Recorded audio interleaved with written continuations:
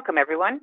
We will begin the webinar on estimating refinishing, documentation equals evidence, taking photos for your shop.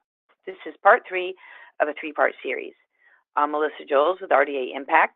Scott Ellegood, founding partner and chief operating officer for Accountable Estimating, is your presenter today. The presentation will take approximately 35 to 45 minutes, and we are recording it and we'll post it on our YouTube channel. If you have questions during the webinar, you can type them in the chat box at the bottom right of your screen, and Scott will answer them during the presentation.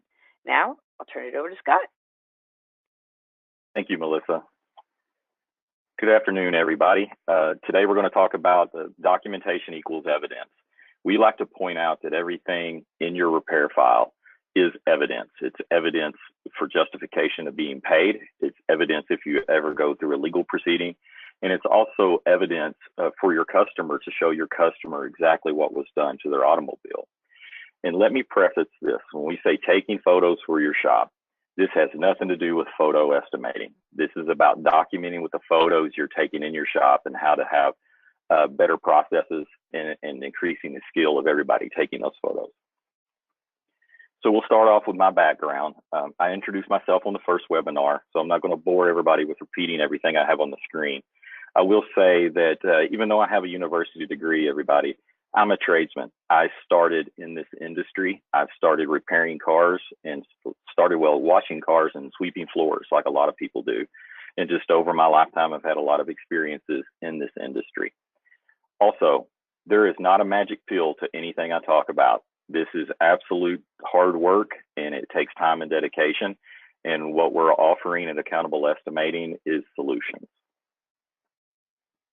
So the objectives for today, we're going to talk about why repair file documentation is your evidence, the main purpose of repair file documentation, the skill of collision photography, taking photos with a purpose, and tips and techniques of collision photography. So I say documentation equals evidence. Documentation equaling evidence, it is the proof of damage, repair processes, and quality of repair. So documenting is also the record of a moment in time. Once it is passed, the opportunity to get those photos and document is gone. So let's start with talking about a little bit of a recent history of the camera. If you are 30 years old or younger, you may not remember a time without digital photos. It seems like we've always had a smartphone and a camera in our hands. But the first smartphones were in 1990, and they were PDAs, and they were more for business than pleasure.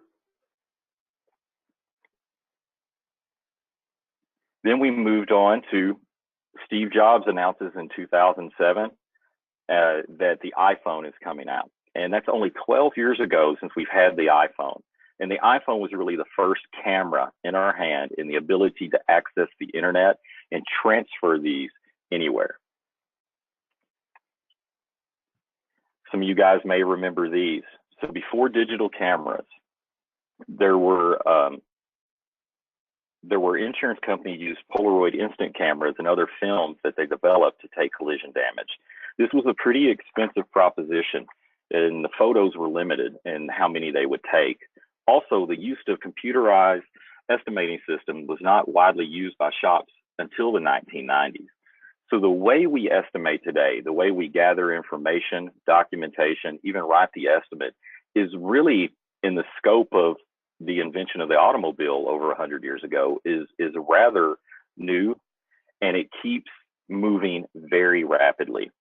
So why share this information? Digital technology, since it is new, and the business use for it has increased while we adapt new technologies very quickly, it still takes a long time for all of this to permeate through our business operations in the shops.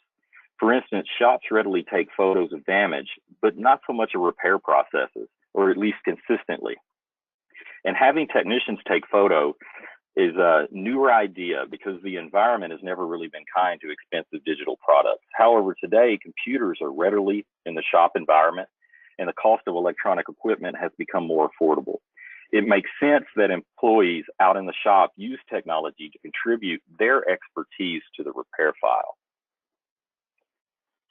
For years, collision repairs have been told that they need to document, but most shops don't actually understand the implications or did not understand the implications of not documenting thoroughly before the John Eagle collision lawsuit in 2017.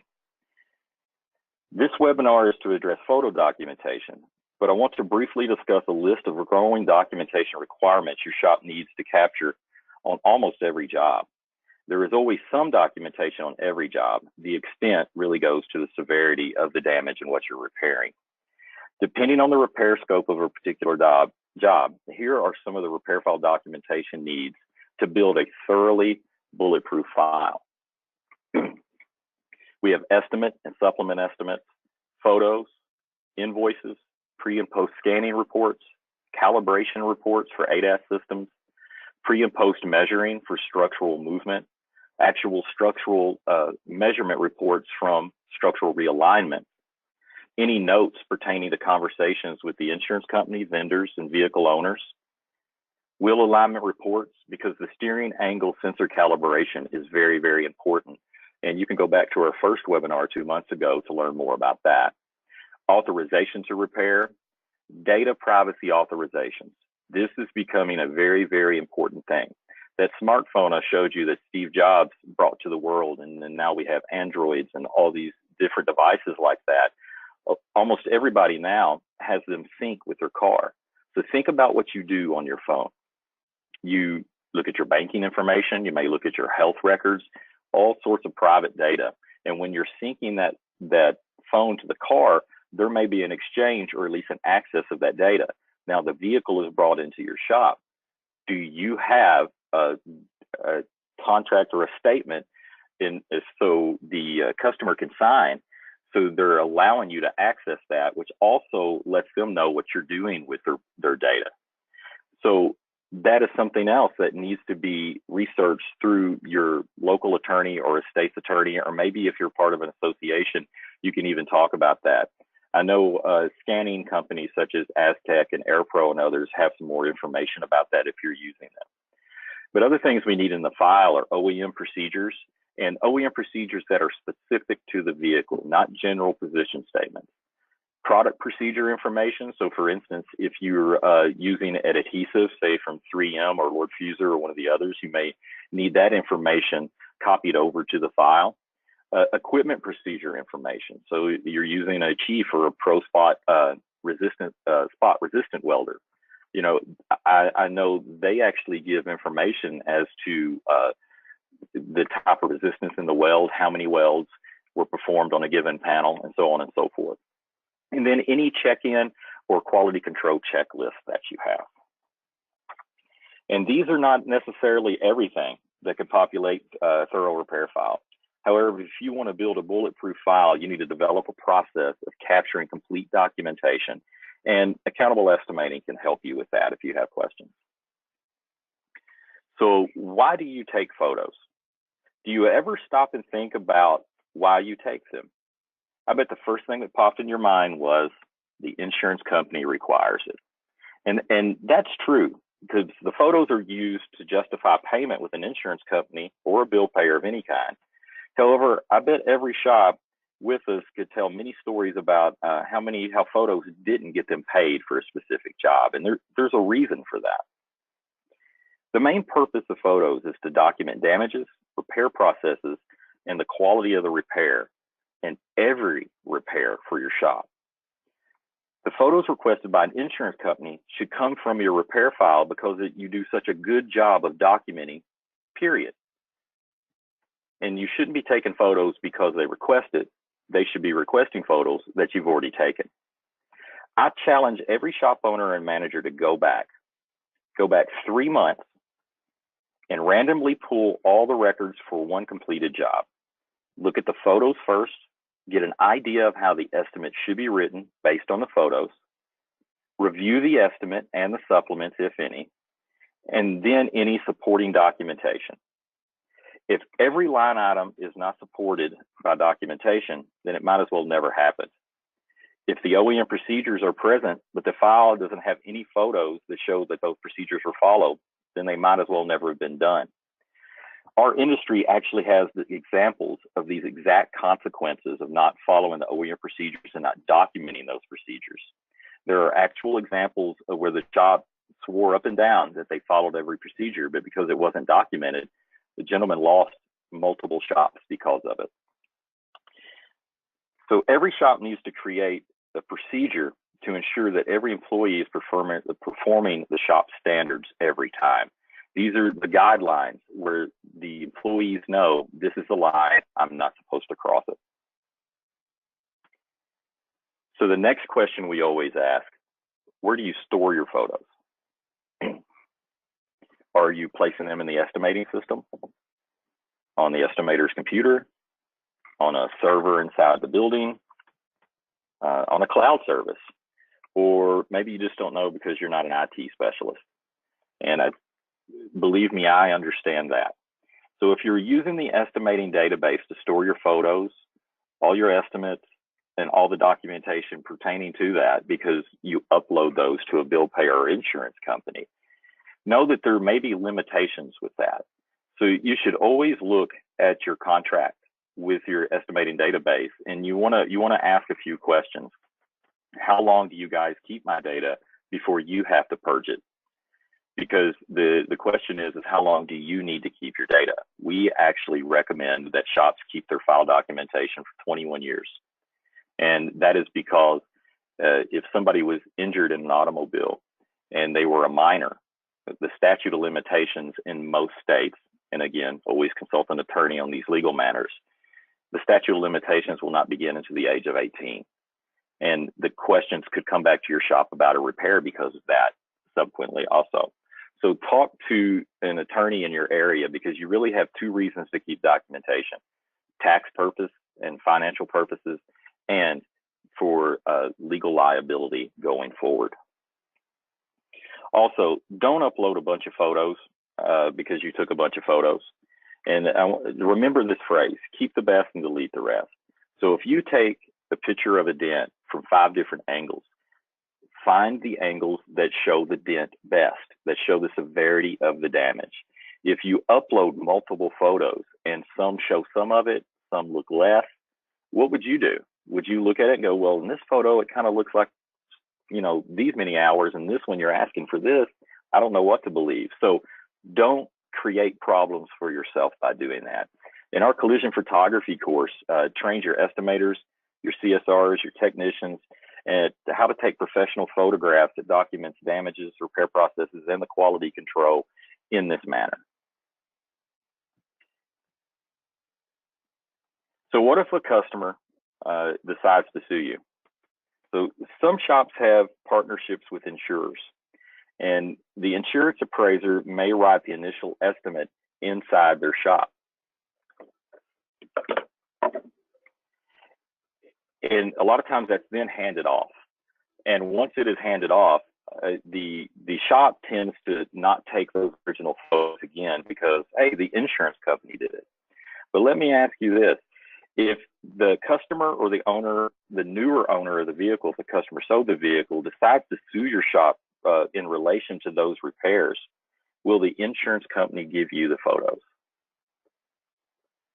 And more than likely, no, they will not give you those photos because it's their business product. They created it and it's theirs. And there could be privacy issues from their customer relationship with their insured. And I want to place this up here again. I'm not attempting to give anybody legal advice, but this is some of the pitfalls that occur. So when you have a shop, when you have a car in your shop that you're responsible for the repair, you should take care to do the same thing every time, regardless of the relationship with an insurance company, another business, or anything. You should do the same process every time, so you're sure you have a collision repair file that is complete and thorough and bulletproof for you.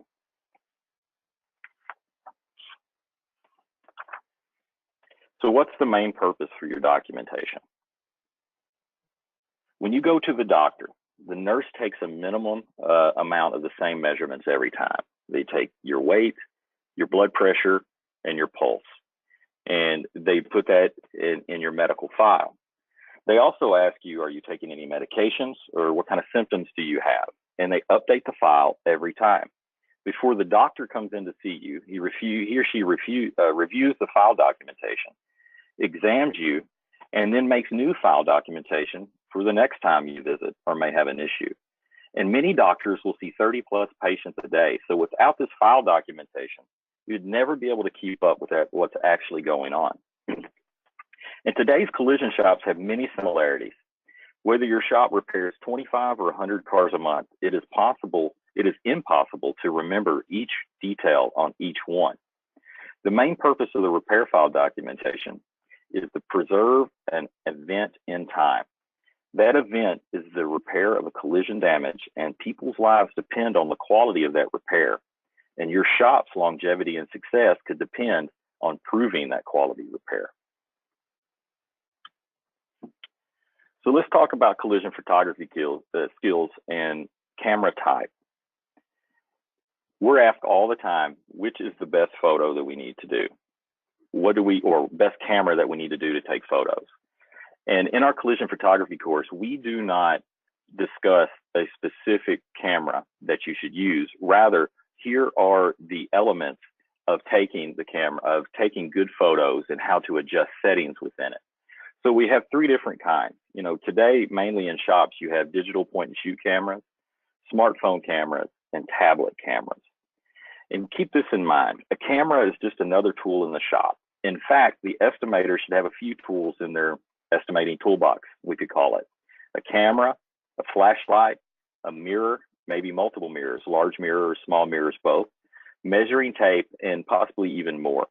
Using these tools, you can capture quality photos that answer questions, and it is the skills that is learned and nurtured over time, just like the technicians that perform the repairs on the cars. So there's three basic camera settings we want to cover. And we cover focus, flash, and exposure, or ISO. And exposure is what is allowing the amount of light into the camera's iris or eye. And the image you see here on the right is of a white hood where I overexposed the photo. And you can see it hides damage. The same is true if we reverse that and reduce the amount of light that's really getting reflected off this white hood. It will help show the shadows better and show the dimensions of it. And there's nothing wrong with that. You're just using the skill of actually getting the best photo that you can. And one thing to remember too is that this same dent on a black hood, you wouldn't treat the same way because the sunlight is not going to reflect off of it. So the skill of collision photography is really about recognizing when you need to adjust and then what to adjust. So let's talk about the exposure setting a little bit more.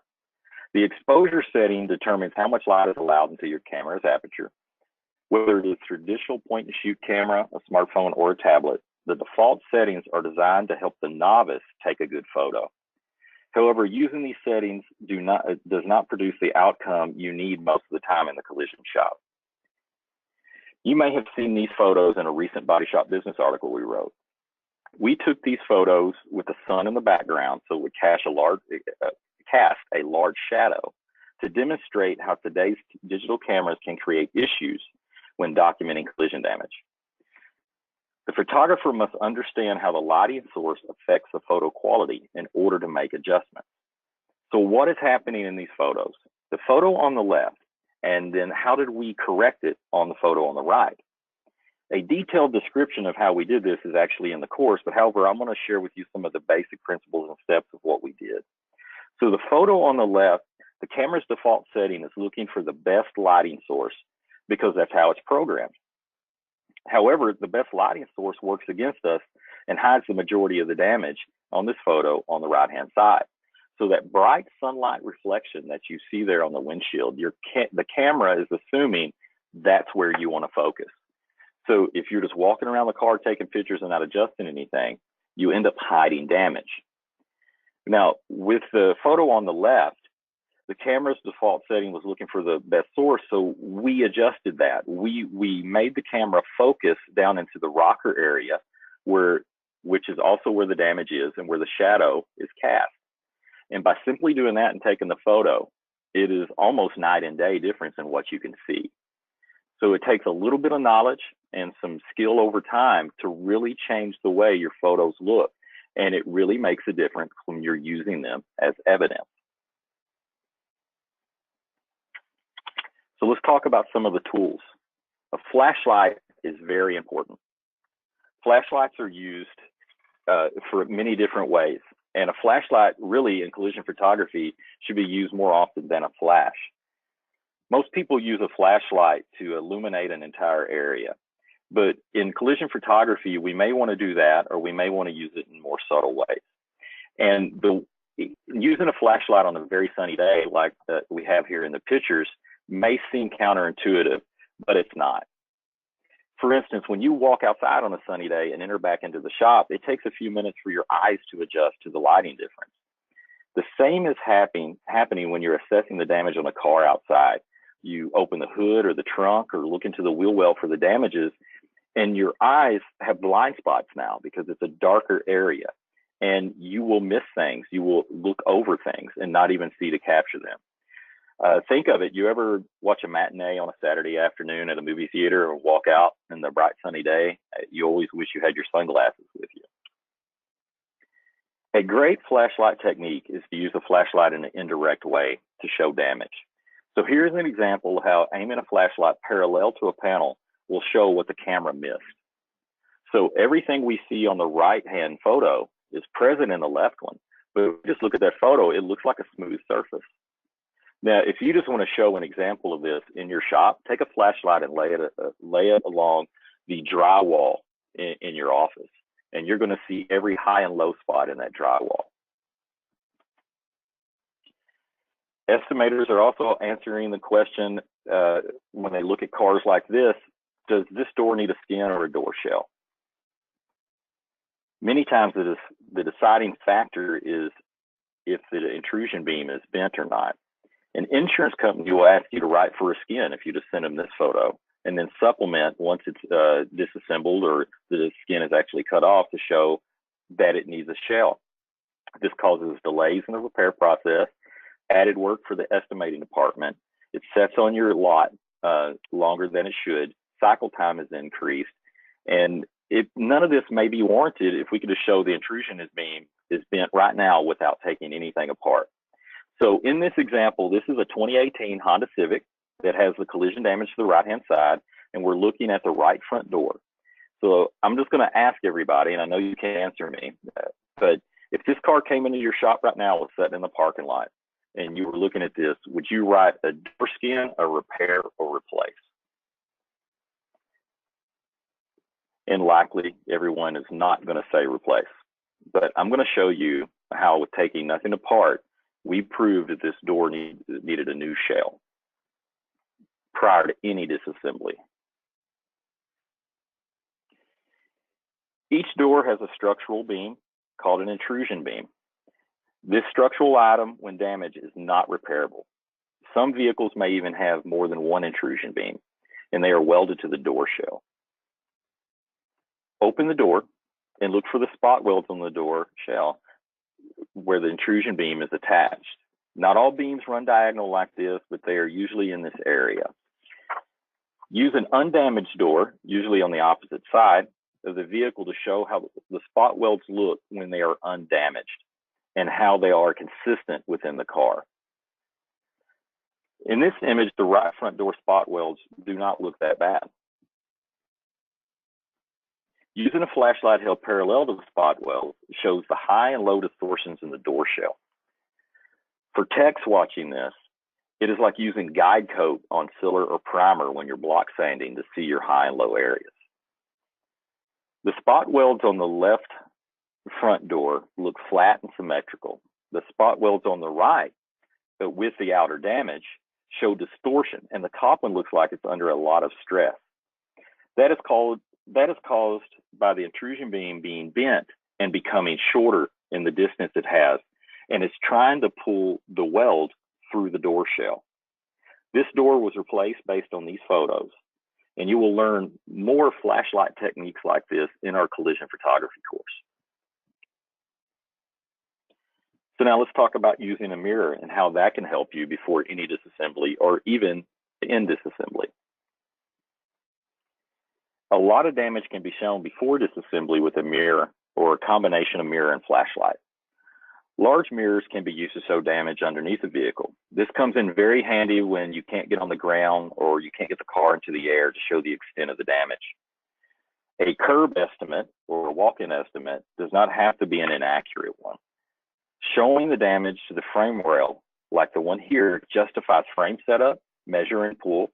It may justify a replacement or partial replacement, depending on the OEM procedures for this.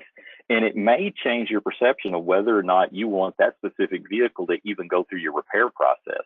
The sooner you can make that decision, if that's part of your repair processes in your shop, the sooner you can do that, the better you are to let somebody going down the road, and you do not use production time to figure out you're not going to make any money off something.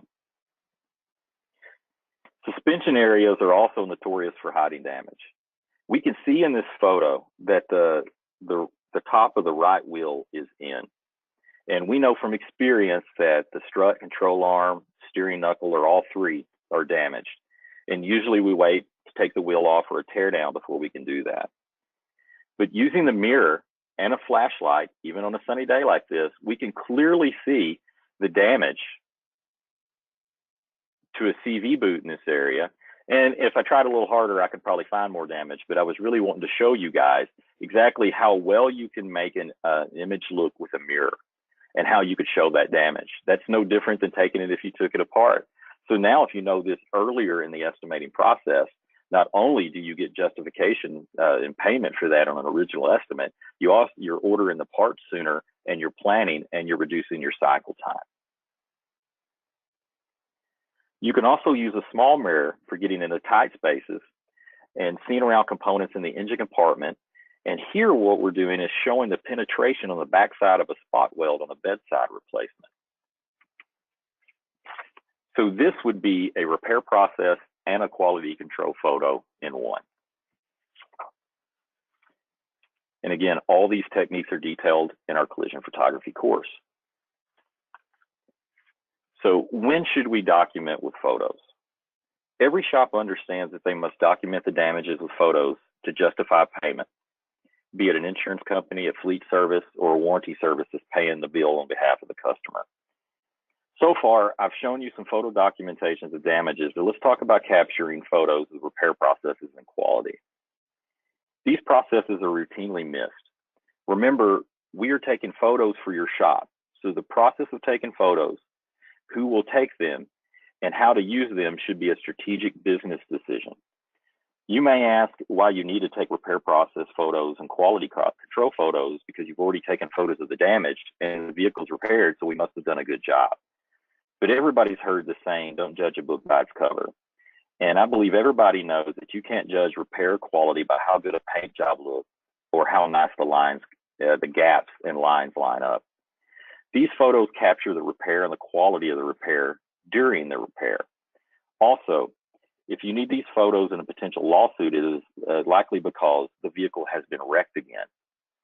And looking at the lines and how good it looks no longer exists. Here's some more examples of repair process and quality control photos. Many times, there are the same photo that is showing the repair process and the quality of the repair in any given stage. The test weld coupon and the back of the weld photos shows both the repair process was followed and the quality of the welds were verified.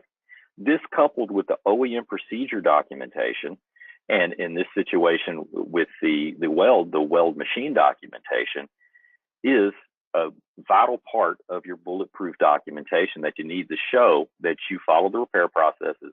This was done correctly to what the manufacturer suggests, and you did everything that was needed. It is very helpful to think of your images as receipts. Think of them as a receipt for every line item on that estimate. And if you have a line item on the estimate that cannot be justified with a photo, then other documentation in the file should back that up. So everything in your file has documentation for every line item on your estimate. So now let's talk about marking on vehicles. The question is to mark or not to mark. I know that it is a very good way to communicate throughout the shop. However, there are a few considerations you should know about, and you may want to adjust your process a little bit. I'm not saying don't mark on vehicles. I'm saying think about it. So an altered photo may not be admissible in court. So it is important to capture an unaltered photo before pointing your finger, using magnets, writing on the vehicle, or using a job aid to show the damage severity more clearly. When capturing damage that requires a photo to be altered in one of these ways, you should always capture one that's unaltered and then proceed to mark it up or use a job aid. This shows the damage from both perspectives. Look at these two photos. The one on the left is unaltered, and the dent looks rather small, maybe a little bigger than a quarter. However, when the striped board job aid is used, we can see that the damage of the dent is actually more like a softball. A technician understands this, and this gets lost in translation to the estimating staff a lot of times. Strategically thinking about photos and how the shop will document them greatly affects the bottom line. The altered photo is needed to show the severity of the dent, and equipping your estimators with this evidence justifies the requested payment. So now let's talk about reflections. Using reflections in the vehicle paint can aid in showing damage, just like with these here, but not all reflections are good. A good reflection has straight lines, such as the ones reflected on these boards. Other good objects to use in reflections to show damage are shop lights, grout lines and block walls, power lines, power poles, parking lot stripes. You guys get the idea.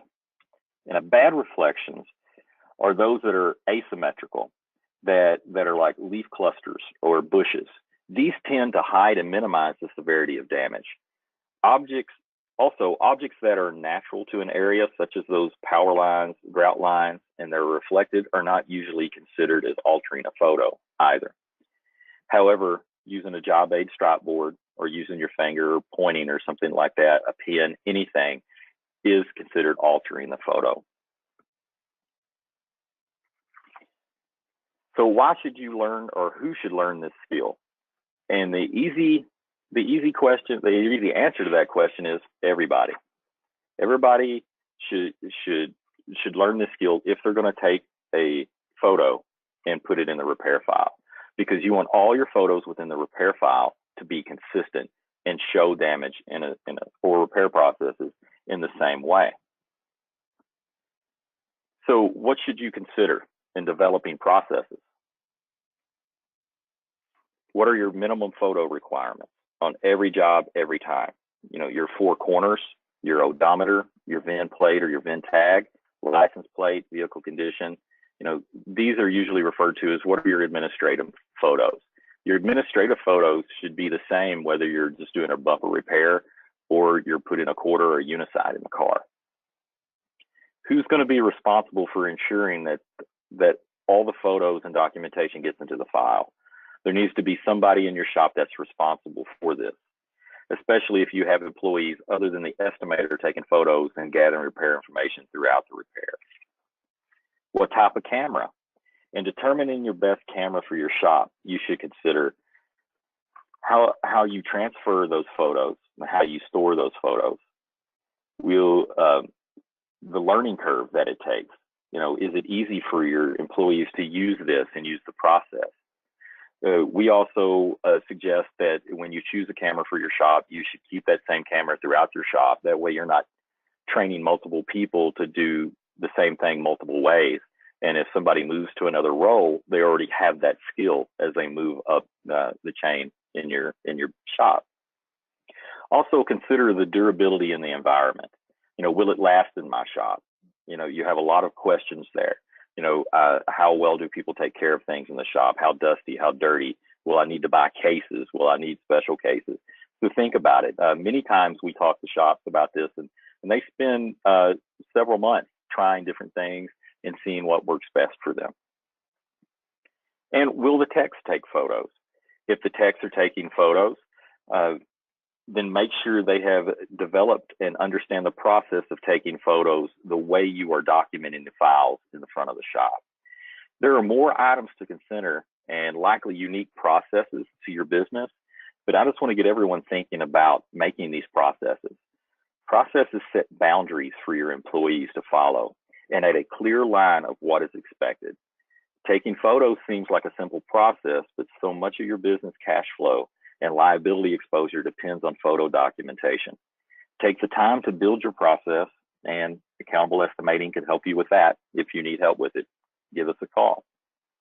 So I want to talk a little bit about the collision photography course and what you learn. So everyone who takes the course learns how photos are used by the insurance companies and the legal system. They understand the basic camera settings and adjustments, how to adjust for lighting and the environment that you're in, how to craft and frame photos to spotlight damage and repair processes and quality, how to take photos of structural, mechanical, ADAS, and hard-to-see damages, how to use reflections, lighting, and job aids to assist in showing the severity of damages. Many tips and tricks to use for smartphones, tablets, and any point-and-shoot camera as well. And the order in which photos should be taken to ensure you capture everything that supports your repair. And there's a whole lot more we cover within the course. So how is the course delivered? The course is delivered and designed to be taken throughout the production day with minimal impact to your production. It's available in what we call bite-sized pieces. These are the modules that you see. Collision photography is in 4 modules here, and none of them are over 30 minutes. Each module, the learner is tested, and they have a complete learning of that topic at that time. For instance, an introduction to collision photography. And then the next one is talking about camera types and settings, additional tools for the job, identifying the vehicle, and then putting it all together in the last module of confirming the damage and putting it on the estimate. We did this strategically with the shop owners in mind. You know, it's very difficult to send people away for multiple hours or an entire day or pay them overtime. Also, when you send people away to take training, there's value in that, but at the same time, how much do they retain? And these things are so vital. We want everybody to retain as much information as possible. So by taking these in small bursts like this, and then going right back to work, the learner is able to assimilate that information they just learned and put it to practice immediately. And people retain what they do more often than what they've heard. So our training is certified, and certified training is important. You know, you have just-in-time training, like when you watch YouTube or something like that, and those are always important. Talk to somebody in your shop. But certified training provides a confirmation of the comprehension of a skill or a skill set. And accountable estimating on-demand courses are approved for electric credits with the Automotive Management Institute. And also, we have a landing page for you guys. If you'll write down that web address, accountableestimating.com/RDA, we have discounts set up for everybody, and you can contact me, and I will make sure you get those discounts. The collision photography course is discounted for you guys at 15%. And again, if you have any questions, just feel free to hit the chat box when you're on there, send me an email, or call me. So just to remind you, Accountable Estimating offers those on-demand courses. We also do live virtual training with your estimating staff over a period of months. We can come into your shop and do consulting for you guys. We can be expert speakers at events that you host. And soon we will have the Estimating Assistant, which is an application that is web-based that will help provide just-in-time training to both your managers and the estimators as they write estimates, analyze the estimates, and also provide KPIs to your staff. So what questions do you guys have?